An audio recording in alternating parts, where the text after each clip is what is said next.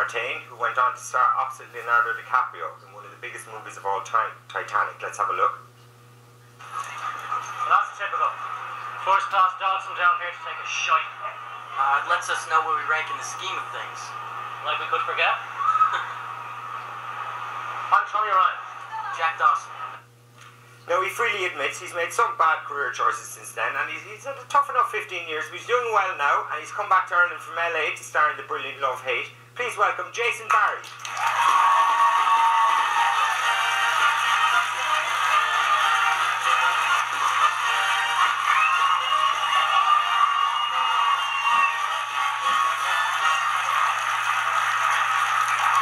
Firstly, I'm not going to talk about my crotch.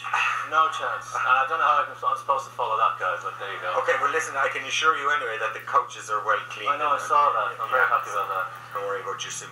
Listen, if you don't mind me saying, you look a little bit different. Have you been on a diet? No, I run marathons and I take good care of myself. Very different than the guy I was 15 years ago. And the hair is... The hair's gone. All those beautiful curls are long gone. Yeah. You look good. No, you know, it's...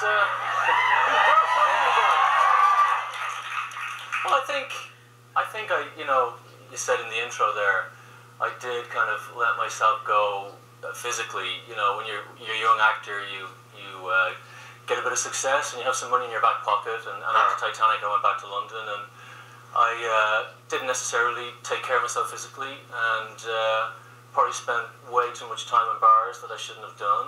Okay, that has to be done too. That has to be done. When you're in your 20s, it's okay to do that. Yeah. And I think my career suffered from that because I kind of lost focus on the acting. But will we come back to that in a minute maybe? Because I want to kind of maybe start at the beginning, so that with Titanic. Yeah. Now, I'm just thinking, you must have seen all the Titanic Road again recently with the re-release and everything. I did. Did they recognise it? No, they didn't. No, really? No.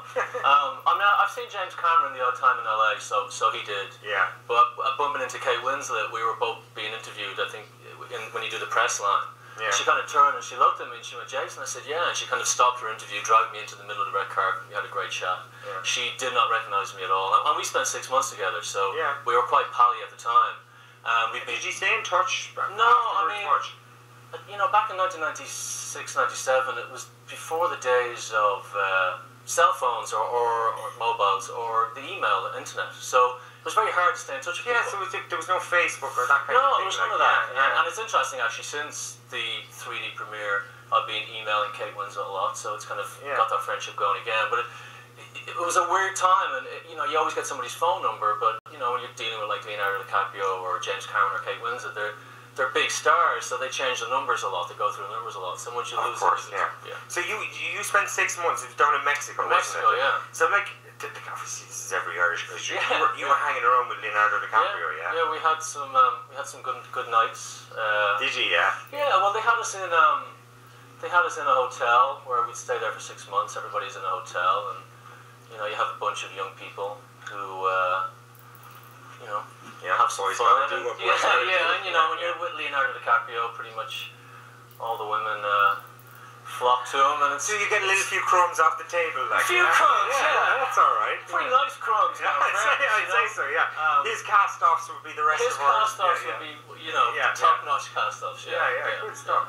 But listen, the funny thing is, people like, you know, you would imagine Titanic showing it again at Christmas, or it's coming back out now, that you're getting big checks and all that, but you... No, I because they shot the film in Mexico, I wasn't eligible to be a member of the Screen Actors Guild. So basically they cast a bunch of us in London, brought us straight to Mexico, so you got your flat fee. So they made Titanic on the cheap. They did, yeah. Right. Well, I mean, that film, I think, if they had made it in the States, probably would have cost $300-400 million. Shoot it in Mexico, half the price. Bring 90% of your actors over from the UK. I was living in London at the time. And get us on the cheap. Yeah. I mean, everyone thinks I'm a millionaire from it, but unfortunately not. You know. And come here, is it tough then? You mind me asking, when you were meeting up with them again, and obviously, I suppose Leonardo and Kate were just on the cusp, I suppose, and it was Titanic maybe made. Was it tough a little bit going back and you see them and they're now like what they are? I think so. I mean, I have to take responsibility for some of my own decisions and some of my bad choices, you know, and you know, So you were saying that basically that after the movie ended, I presume there's a window there where if you've been in a huge movie like that, there's a window where you... No, I got lucky. I went to LA and I got a movie with Dennis Leary and Martin Sheen called Monument Avenue. Really good movie. We shot that in Boston. Then I spent a bit of time in New York. And then I probably should have gone back to LA, but instead I went back to London. And I worked, you know, but not the kind of work that when you're in such a big film like Titanic and then Monument Avenue, I definitely didn't go to the places that I should have, or did you have an agent or something saying to you, "Listen, dude"? I did. I'll be honest, I was my own worst enemy, you know. Yeah. And, I didn't help myself, and then I did a movie in Australia, and instead of coming home straight after the movie, I stayed in Australia for 7 or 8 months. So, but in fairness, again, like every Irish guy would dream, you stayed in Australia because you got together with Nicola Charles from that we know from Neighbours. From Neighbours, right? I think we have a picture of her there just to remind people. Yeah. You see, I'd be thinking career. I don't know. Maybe I'll stay here in Australia. No, I mean, it's not rocket science, really, is it? You know. And you got married, and we got married here actually, and when we're divorced now, but we have 2 beautiful kids, and I mean. There's a frame over there. Oh, there's the kids. Yeah. Oh, for God's sake. How old are they? 7 and 4. Okay. And 2 beautiful little things. They are gorgeous. And is everyone living in LA now? Yeah, LA, and she has some work things in Australia as well, so kind of splitting time between that.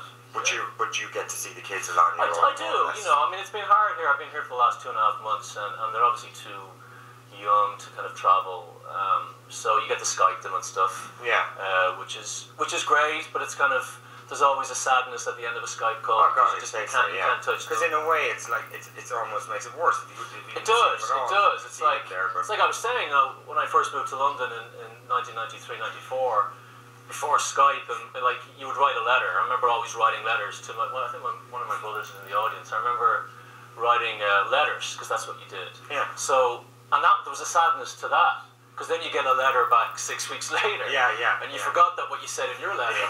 So Skype, it's a wonderful tool because you get to see faces, but there's a sadness to it as well because it shows those faces and you see the emotion on the faces, and there's always a sadness at the end of a Skype call for me anyway. Yeah. I can imagine being away from your Yeah, from my kids, and it's obviously difficult as well when you're divorced. You're no longer a partnership, so. Maybe if we were still together, the family would have come over. But now that she's getting on with her life, it's not as easy for me to arrange for the kids to come and see me. So you kind of have to work around that, and it is what it is. And you just try to be the best dad you can, and be there as much as you can. You know, even though divorce is not pleasant, and it's not pleasant on a 7 and a 4-year-old. You know, it's just. No, I'm sure it's not. How long are you divorced now? About 18 months now. Okay, and how are you getting on? I'm fine. Yeah. You know, I'm enjoying it here. It's a great job, Love Hate. I'm very happy to be on it. They're a great bunch of people. They're great scripts. Were you aware of what an impact Love Hate had made here? Like, I was aware of. I hadn't seen it. I was aware of how successful it was, but I had no idea how big it was until I got here. Like, it's a huge show, and deservedly so. It's How do you talk in Love Hate? Well, just I'm not going to say anything to anything, but It's it's a huge show, and I'm very grateful to be on it. And it's brilliant. For me, it's a really good role, and something that hopefully will change people's perception of me. Yeah. Do you think are you kind of back on your feet now? Do you reckon career-wise and everything? I think I am. I'm working on a feature film script that I'm trying to get up and running. I just directed a short film over in LA that I directed, and my brother wrote it, and. James Cameron wants to have a look at that when I get back over there, and Kate Winslet wants to have a look at that. So I've got on the two producers on Avatar and Titanic want to have a look at that. So I think I am. I think acting is when it's good, and when it's bad, it's bad. And you do look in the mirror. I personally, I can't speak for anybody else. Sometimes you look in the mirror and you think, what am I doing? I don't come from an acting family.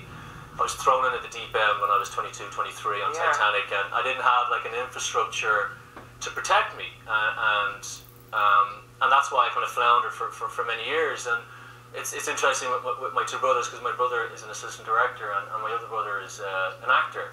So I'm going to try my best to make sure they don't make the same mistakes that I made. But we work together. We're trying to create a couple of movies and, as I said, the short film. So in a good place. I think you think you're giving it up at times. Of course, yeah, of course. I mean, when you've got two kids and you have a family, it's a very selfish profession, and when it's not about you anymore, it's very difficult when the checks are not coming in, and losing the weight was great, but the problem I had when I lost the weight is that all the directors I knew and casting directors I knew thought I was the cherubic kind of the potato guy with the curly hair from Titanic. Okay. And then you go, no, I want to get seen for this role, but I'm like the movie star role, and they go, no, we're not going to see you for the movie star role, and then all of a sudden 3 or 4 years go by and it looks like you haven't worked, like your CV doesn't show much work. So because you've been in that transition period, it looks like you're not picking up work, but what it essentially is that you're not being placed in the right kind of work, or you're not going for the right kind of work. So, but of course, kind of nothing to do with whether you're any good or not, or the kind of effort lot of you're it making. It's all this kind of luck and everything. A huge amount of it. Look, I mean, I was very lucky in the fact that I was here doing Love Hate, and the Titanic 3D premiere happened to be on in London, and I went over and I reconnected with Kate and Jim Cameron and all the producers from Avatar and Titanic, and that job from 15 years ago, even though it was weird watching it, and I can imagine. Yeah, I mean, it's weird. I mean, you're looking at yourself like, I mean, what was I thinking? Seriously. But in a weird way, it was a great bit of timing for me to be here doing Love Hate. And because that means you're networked back into them a bit back now. In, so when I go back to the States, I'm going back in to talk to proper people who make stuff, who have genuinely said that they will help me out. So yeah. Listen, I have to say, a lot of actors can be a bit, you know the way they can be, right?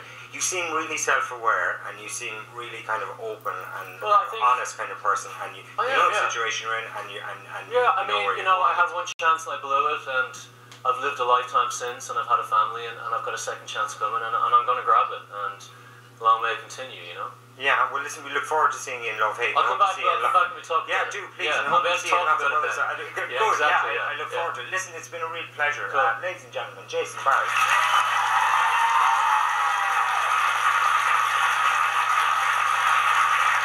Coming up after the break, Bond girl turned Hollywood star, the beautiful Jane Seymour is here.